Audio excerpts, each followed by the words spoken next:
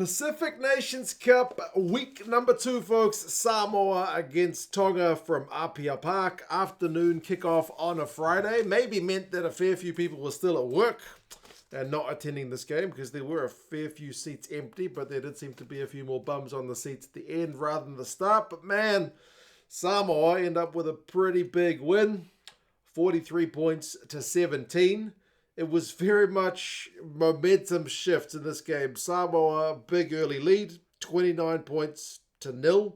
Then Tonga, 17 unanswered points, just about bring it back to game on. But then Samoa, a couple of late tries, kind of put the nail in the coffin for any potential Tongan comeback. Pretty shouty ref, Japanese ref. I'm not familiar with him, don't know his name. But he did pretty well, I think. There was no cards in this game. There was very limited kind of TMO interactions. This was a fun game of rugby, barring all the handling errors in the first half. The handling errors seemed like neither side could really catch a cold, although the Samoans did manage to get 17 points. But there was a lot of drop ball. Potentially, that extra week sitting and not playing, the Tongans maybe not quite as sharp as the Samoans who played and lost to Fiji last week. But yeah, a few knock-ons both ways. I'll go through the stats at the end, but a few knock-ons both ways early. There was at one point Tonga wanting to scrum from a free kick, but you're not allowed to do that anymore, as the referee rightly reminded them. First shot at goal was on 11 minutes. Samoa had an attempt at the posts, but it went wide, so we were kind of scoreless early. But then Stacey Ili was able to open the floodgates in the first half anyway, 17 minutes. And it was from a Tongan error. And there was certainly a few of those, especially in the first half, where Tonga would just make mistakes and Samoa would punish. It's a Tongan exit that goes out on the full. So we bring the ball back into Tongan territory. Samoa go through the phases. They get the ball eventually wide to Stacey Ili, who's hitting at a pace, a wee step, and goes over. So 7 points to 0 for Samoa. And they are well deserving of their lead because they have had all the ball in Tonga's half. And when Tonga has had the ball, they've been knocking the bloody thing on. I mean, Samoa's been knocking it on as well, but at least they've been playing the right half of the field. A Samoan second try comes from Tuitama. He played pretty bloody well. He gets 2 tries in this game, and it's punishing a Tongan knock-on this time. It's Matavao with the kind of snipe from the back of a scrum, and then a good support line, so 14 points to 0. Tonga did have an attack after that try in Samoa's half, which had been hard to come by. Guess what? They get turned over. Sam Slade with the penalty at the breakdown. So it's all Samoa. They added a penalty before the half-hour mark to make it 17 points to 0. That was the final scoring of the first half. I mean, Malolo almost had set up a good line break for Mo Aiono, who was unable to get the kind of final offload away. And the Tongan fullback, Foliaki, had his first carry on the 37th minute. So kind of shows you how starved of attacking possession the Tongan guys were.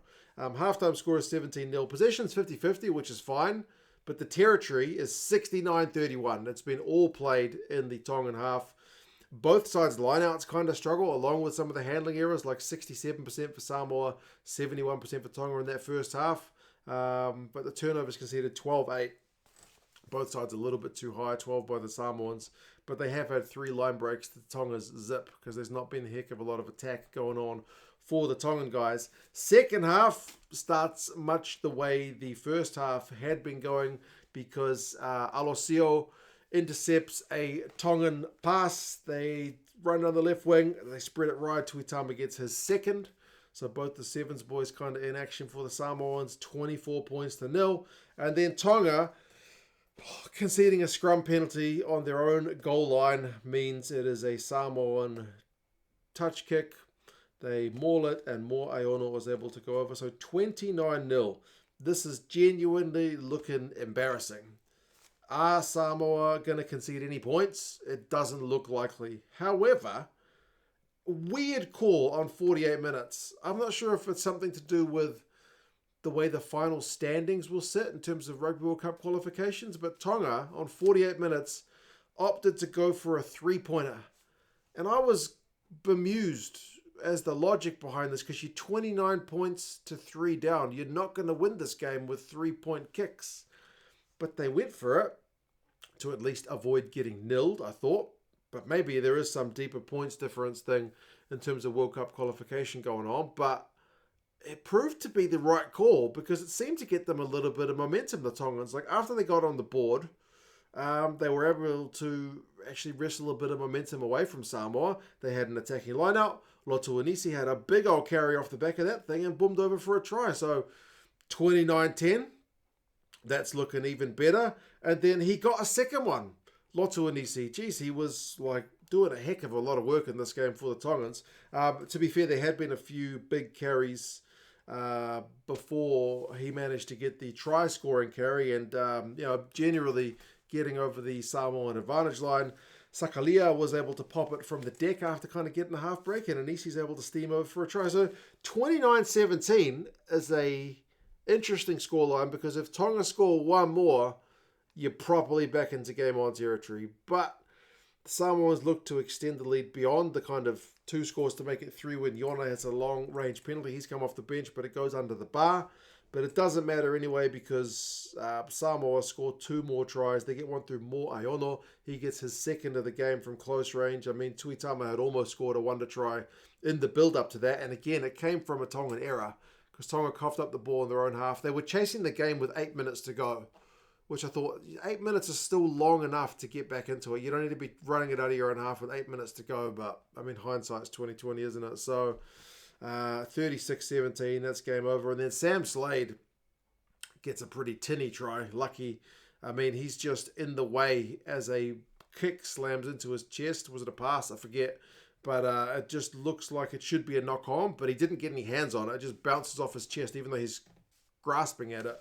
The fact that he misses it means it's not a knock on, and he's able to, everyone kind of stops playing because they think it's a knock on. He's able to gas over for a try. So 43-17, it does kind of blow out at the end. But it had already blown out before, and it was 29-0.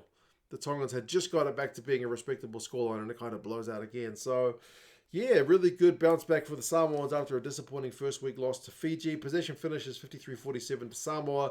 Territory 60-40 to Samoa. Clean breaks 9-2 to Samoa. And like Tonga, their tackle percentage finishes 77. 36 missed tackles. Way too many. Like the Samoans tackled to 85%, which is just a fair bit better. Both sides lineouts were awful. 64% and 60%. You're not going to beat Japan or Fiji with numbers like that. And turnovers conceded really high. 22 by Samoa, 17 by Tonga. So at times the game did get a bit messy. But there were certainly a few good moments. If you haven't seen it, in most territories on Rugby Pass TV for free. Here in New Zealand it's on Sky, which is paid. I'm pretty sure in Australia it's on Stan. But largely around the world, this competition is free if you want to watch it live or on demand. I'm not being paid to say that, but share the rugby love. Why not? Individual stats. Malolo, man, 10 carries. He was everywhere. 15 tackles. Top Samoan tackler. Tuitama and Alosio on both the wings for Samoa. They have 9 carries each. They both get 2 clean breaks. And Tuitama has 10 defenders beaten, which is bonkers. Lotu Inisi flying the flag for Tonga. 5 defenders beaten and 19 tackles from him. 2 tries in what was a losing shift. The USA will play Canada this weekend in the kind of second round of action. Remember, Fiji and Japan not in action this week too, but they will return to action in week 3. Tonga will be hosting Fiji in the next game of the group stages, and then we'll kind of see how things pan out in the Pacific Nations Cup. But there you go. Subscribe to the channel if you want more Pacific Nations Cup. I'll be having a look at that over the weekend with the second game of the week. Congratulations, Samoa. It is a big win. Tonga came back into it and then fell back out of it. You guys, let us know your thoughts, and we'll talk to you guys again soon.